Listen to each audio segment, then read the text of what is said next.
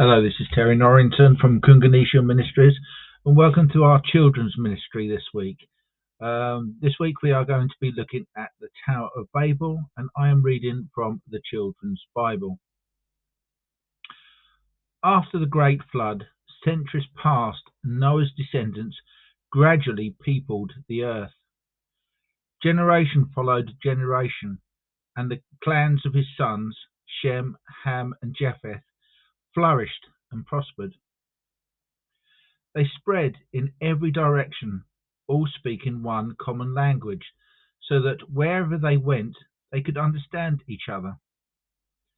And in the east, they found a wide and fertile plain in Shinar, which became known as Babylonia. They settled, and life was pleasant. Come, let us build a city with a tower that reaches to the heavens, so that we may make a name for ourselves and not be scattered over the face of the earth, the people said to one another. After all their wanderings, this seemed like a good idea. It will be the first city to be built since the flood, and the tower will be its crowning glory, admired by the whole world. It will be made of bricks instead of stone, and it will climb up to the stars. They mixed mud and straw to make the bricks, baking them in the sun, and stirred up vats of bitumen like treacle to use as mortar. Teams of builders set to work, and slowly the city began to take shape.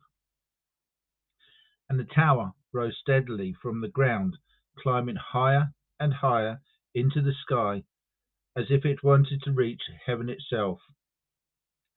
The finest craftsmen decorated the tower with precious stones. Steep flights of steps zigzagged breathtakingly up and up, through the clouds to the very top. The people marveled at their great achievement and congratulated each other. Even the eagles flying above looked down in astonishment. But the Lord was not pleased with the vanity and pride that he saw. After this, nothing will be impossible for these people. They are reaching too high. I will bring them down to earth and confuse them so that they no longer speak the same language. This is what he said. And suddenly the air was filled with terrifying noise. It was a deafening babble of thousands of voices, each speaking a different language.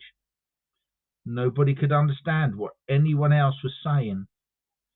Panic-stricken, people shouted and screamed, trying to make themselves understood. But the words that came out made no sense. It was a hideous chorus that shook the city to its foundations and gave it the name of Babel.